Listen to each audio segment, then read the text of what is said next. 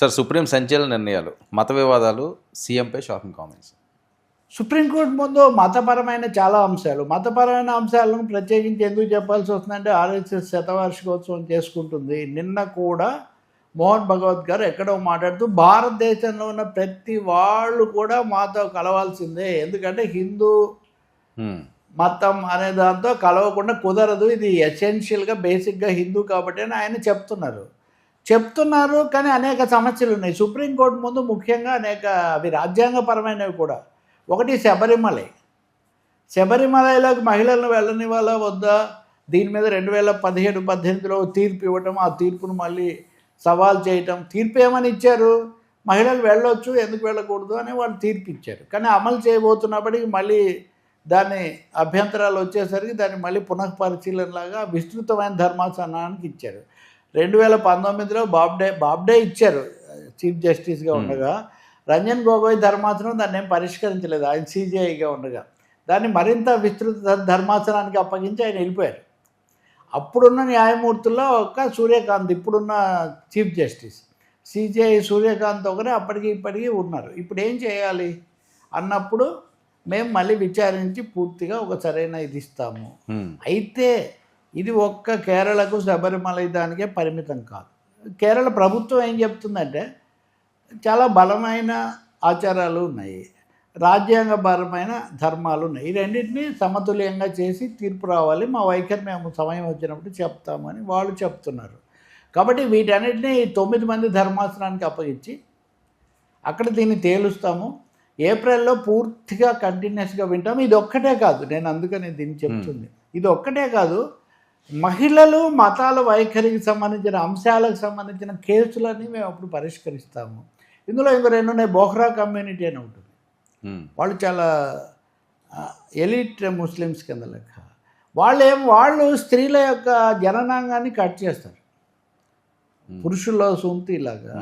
అసలు కట్ చేయడం అన్నది అదొక వాళ్ళకు అట్లా చేయాలి మా మతాచారం ప్రకారం. ఇది హక్కులకు భంగకరం కదా, శరీర భాగాన్ని కట్ చేయటం, ఆ చివరి భాగాన్ని అన్నది. దాని మీద కేసు ఒకటి దాఖలైంది. పార్సీలు ఉన్నారు, పార్సీలు చాలా కొద్దిమందే ఉంటారు సంఖ్యలో, కానీ పెద్ద పెద్ద ఇండస్ట్రియలిస్టులు వీళ్ళంతా చాలామంది పార్సీలు. వాళ్ళేంటి, వాళ్ళకు ఫైర్ టెంపుల్ ఉంటుంది, అగ్నిదేవుడే వాళ్ళకు, భారతీయులాగా అగ్ని. ఎవరైనా మహిళ మతాంతర వివాహం చేసుకుంటే ఆ టెంపుల్కు రాకూడదు అని వాళ్ళకు ఒక ఆచారం.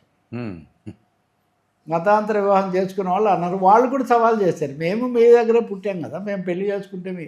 సో ఇలాంటివి చాలా ఉన్నాయి. మేము ఇప్పుడు ఇంకా హిందూ మతంలో కూడా ఎవరైనా పెడితే పెట్టవచ్చు. ఇవన్నీ కూడా మేము ఏప్రిల్లో, అంతమంది తలాక్ లాంటివి ఉన్నాయి, ఇవన్నీ మేము ఏప్రిల్లో ఒకేసారి ఒక్క దఫాతో వీటన్నింటినీ పరిష్కారం చేస్తాము.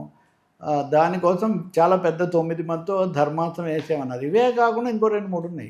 సుప్రీంకోర్టు ముందు అస్సాం ముఖ్యమంత్రి హిమంత బిశ్వ శర్మ ఆయన మాట్లాడింది వచ్చింది. ఆయన ఏం చెప్పాడు, సుప్రీంకోర్టు తను తీసుకోలేదు కానీ కామెంట్స్ చేసి కిందకి ఏమని, ఆయన ఇద్దరు కాస్త ముస్లిమ్స్లాగా కనబడే ఫోటో ఒకటి పెట్టి, తుపాకీలా పెట్టి, దీనికి ఒకటే పరిష్కారం టార్గెట్ అని పెట్టాడు, మతం పేరు వాడు. దీని మీద పెద్ద దుమారం వచ్చింది. ప్రతిపక్షాలు కొంతమంది ఇతరులు కూడా కేసు వేశారు సుప్రీంకోర్టులో. వేస్తే నిన్న ధర్మాసనం వాటిని విచారించింది. నిజమే, ఇదంతా మీరు చెప్తున్నట్టుగా లౌకికంగా ఉండాలి, ఒక మతాన్ని ఉద్దేశించి ఇలాంటివి చేయకూడదు, వీటన్నిటితో మేము ఏకీభవిస్తున్నాము. కానీ సెక్షన్ 164 ప్రకారం హైకోర్టు, 32 ప్రకారం సుప్రీంకోర్టు ఒకటే అధికారం కలిగి ఉన్నాయి. మీరు ఇవి హైకోర్టులో మీరు పెట్టండి, ఎన్నికలు వచ్చాయంటే చాలు సుప్రీంకోర్టు ఒక యుద్ధరంగంలాగా మారిపోతుంది. అన్నీ మా దగ్గరికి వస్తున్నాయి. పెద్ద కామెంట్ కూడా చేశారు, సుప్రీంకోర్టుకు వస్తే ఎక్కువ పబ్లిసిటీ వస్తుందని భావిస్తున్నట్టుగా ఉన్నారు, మీరు హైకోర్టుకి వెళ్ళండి.